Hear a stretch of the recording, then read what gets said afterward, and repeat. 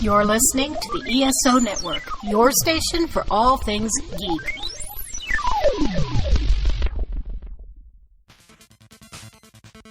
Hey guys! Hi! Check out Rec Level 3. What's that? We're a gaming, geek, nerd culture fandom podcast. Ooh. Wow! And you can find us every Friday at 11:30 a.m. on reclevel3.com.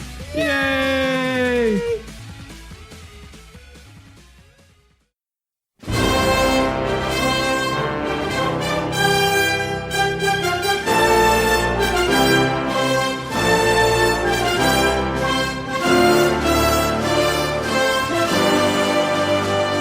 Hello and welcome to the Monster Sci-Fi Show podcast. I am your host, The Monster, back to give you some sci-fi news for this week.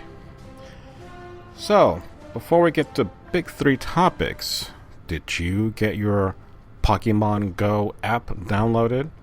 Were you able to log into your app and play along? So, that's the big thing that has been going around this week, in which my daughter started playing yesterday, and then this morning I started to play here at the library and caught a couple.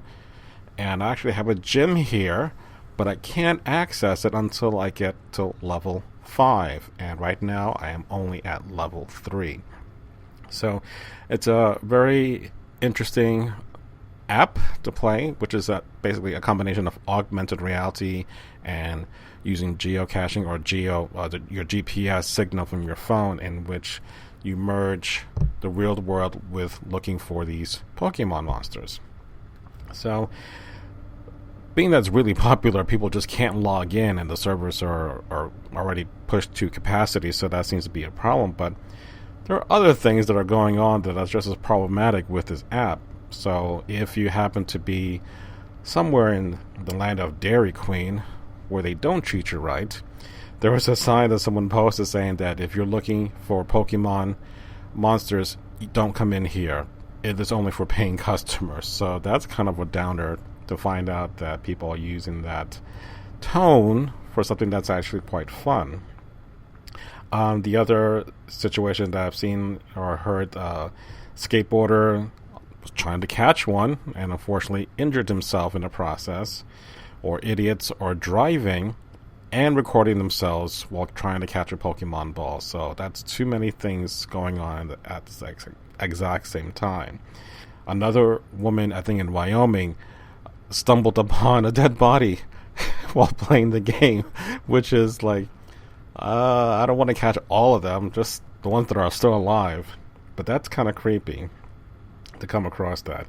And then the other one was something that was rumored about a kid wandered into the wrong neighborhood and he got mugged, stabbed, whatever, to take his phone and all that, which is not to be the case. But still, as the app says when you log in, be mindful of your environment, okay? So if you do this, please be careful.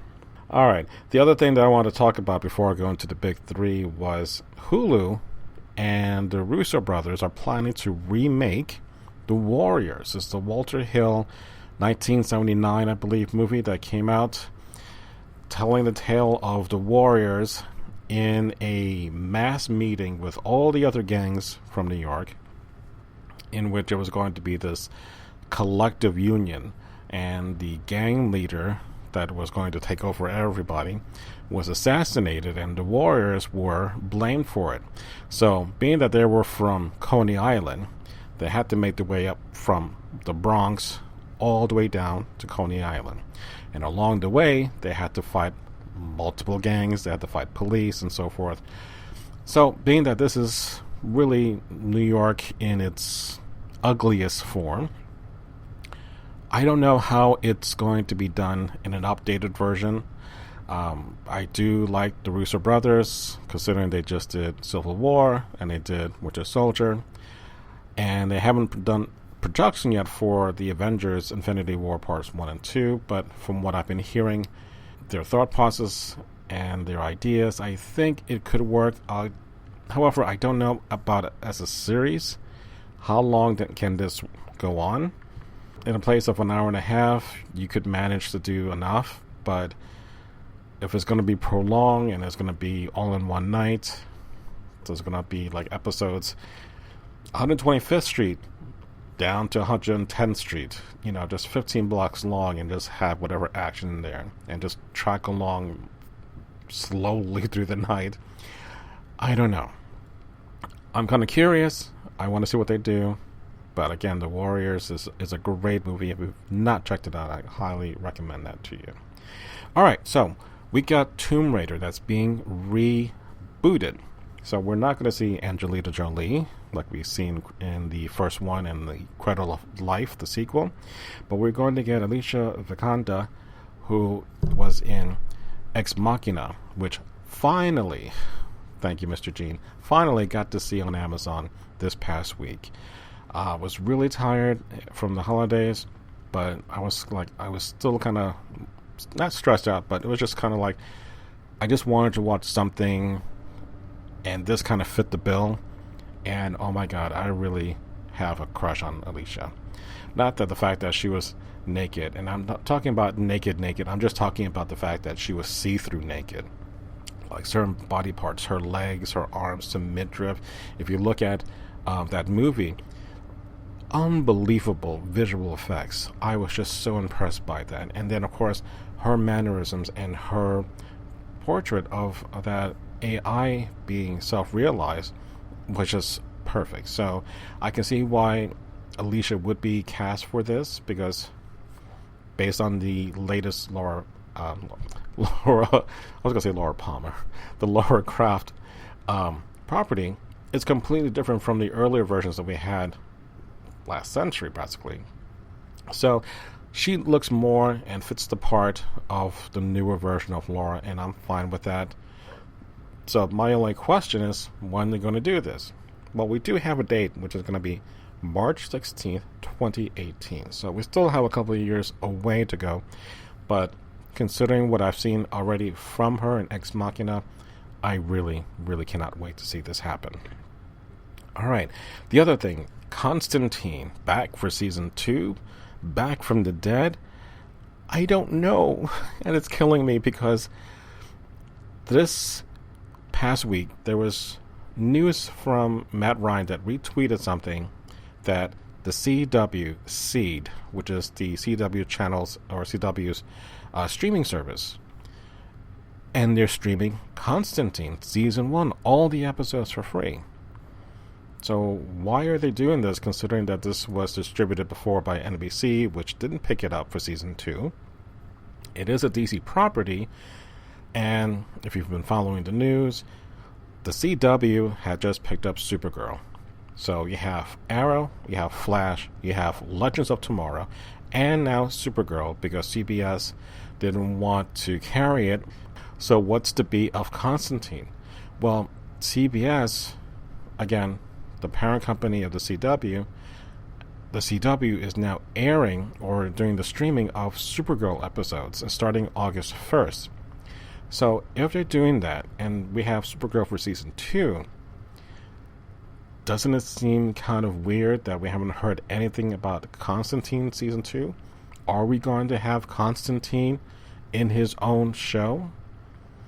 I want to say yes. I mean, there's no other reason why they would do this other than he was supposed to be in Legends of Tomorrow in season 2, which did get picked up, so he should be part of that cast. So are they doing this just because they want to promote him in Legends of Tomorrow, or are we going to get something more? Sadly, I wish I had a better answer, and I can say it's been confirmed. I don't want to say that it's clickbait. It's not. But it's just, the research that I found indicates there's something more going on that we are not privy to, but I wish they would just kind of get stuff going so we can get this settled once and for all. I mean, Nashville got dropped by ABC for its 5th season or 4th season. The Country Music Channel or CMT picked it up for season 5. So it can be done because there's a niche audience for that. CW has proven to be stellar in ratings for all their DC properties. So having Supergirl into the mix, and if they bring Constantine into the mix, man, you really got a powerhouse of solid entertainment for one episode per night throughout the whole 5 days. So who would not want to see that? So I'll keep you posted if I hear any more news about that. Alright, the last part. It's a bit of a controversy in the sense that Sulu in the new Star Trek Beyond movie is reported to be gay. I don't want to say it's a kind of a spoiler because I don't know how much of an impact that's going to play, but it's everywhere and it's almost could not be escaped, like a trailer that I would always try to avoid. But because of what has been reported, John Cho, who plays Sulu in a new movie, had went to George Takei when he found out about the new direction they were taking this character. And while Takei was pretty much on board having a gay character, he felt that having Sulu be that gay character was not really Gene Roddenberry's vision. So this kind of gets into, well, what does he want, or what does he feel that should be done?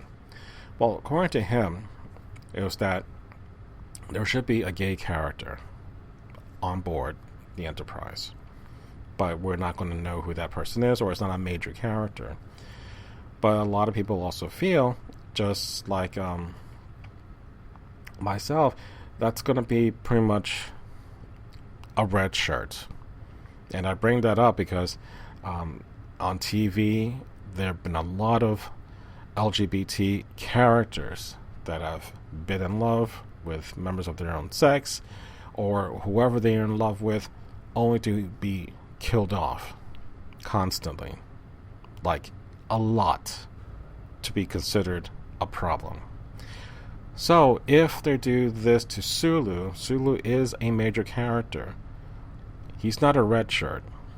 So I don't think this is going to happen to him. So that's my argument that this is a good thing. And Simon Pegg is actually saying, we want to be progressive.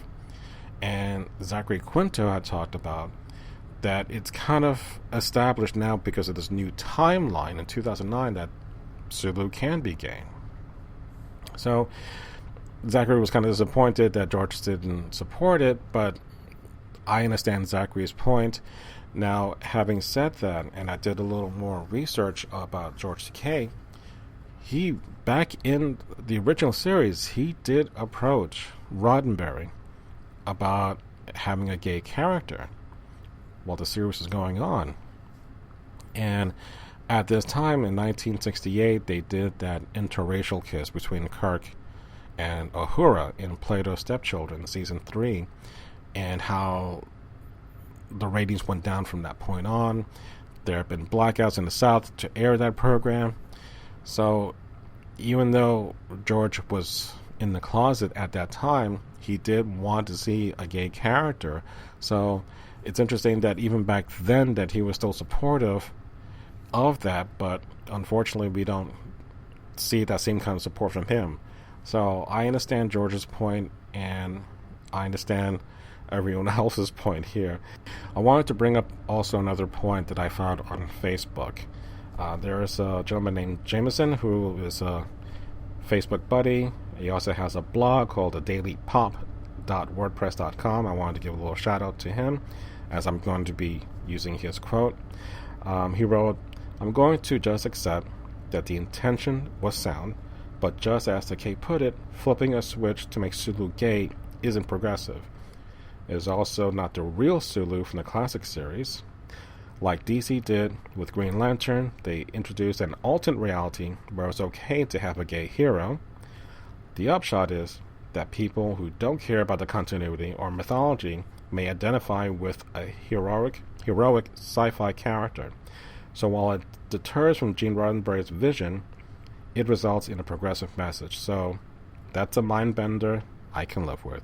And I totally agree with that point, because for today's audience, we want to say, in this universe, that's not an issue. Being gay is not an issue. Being lesbian is not an issue. Being true to yourself, that's what all that matters. And if we can have that portrayed honestly in whatever setting that may be, so that whoever identifies themselves in that character, in that movie, in that book, can feel they're not alone. And that's fine with that. And that's the way it should be. There should not be this kind of denied happiness. Meaning, like in Buffy, Willow and Tara were together. Tara had died. Willow flipped out with the magic. And then you also have this silhouette in the Watchmen movie. She was killed off very early on in the opening scenes with her lesbian lover. As if to say, you cannot be happy or you will be denied happiness. That's really messed up. This whole week has been bad enough with all the shootings that's been going on. And to think that even that, and mixed with this, that you would think we would arrive at a certain point. We haven't. So whatever steps we can take to push the future and to make it a reality, that's all we can hope for. And hopefully in the days to come, people will see that love conquers all. So it makes no difference who you are. As long as you have a good heart, you do right by others, that's all that matters. Alright, so enough of my soapbox. I am done with this podcast. It's been another long week. I hope you did get to listen to my Page 49 podcast on Star Trek the Books. I had a guest co-host named Gene from the readstartrekbooks.com. So if you love Star Trek like I do and you enjoy reading Star Trek stories, please go check that out. Lots of good information there. So find me on the various social networks. You can always email me at monsterscifishow@gmail.com. Again, thank you very much for listening to the Monster Sci-Fi Show. Sci-fi from a certain point of view. Good night.